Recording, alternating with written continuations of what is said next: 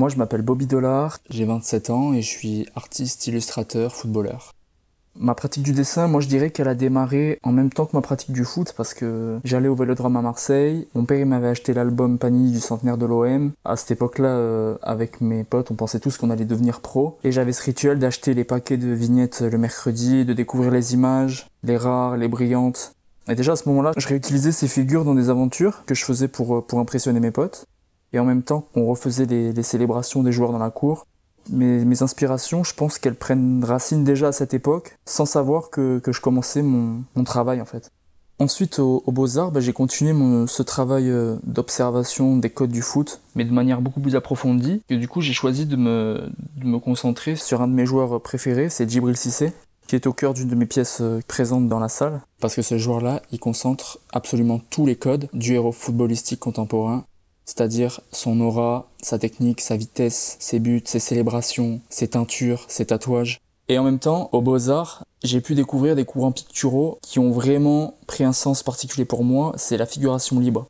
Avec Robert Combas et Hervé Di Rosa. C'est surtout au niveau du traitement de l'image, dans la création d'histoires, dans l'hyper-énergie, très codé, très rythmé, avec des interventions dans des magazines, des créations de produits dérivés. Je me suis vraiment ressenti de cette école-là, quoi.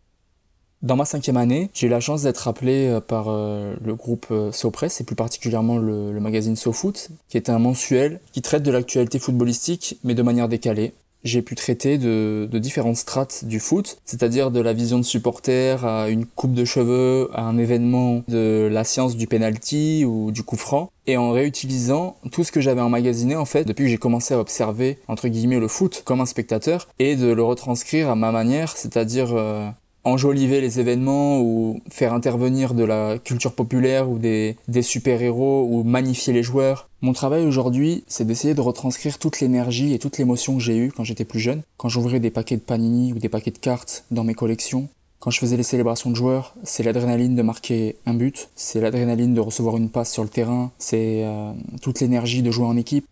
Et aujourd'hui, si j'ai choisi Kylian Mbappé, Olivier Giroud, Antoine Griezmann, Florian Thauvin, Paul Pogba, Djibril Cissé, c'est parce qu'ils incarnent ou ils ont incarné, pour certains, toutes nos espérances. Et tous ces joueurs-là, ils représentent en fait notre espoir de gagner, notre espoir d'être unis, comme ce qu'on a vécu en 98.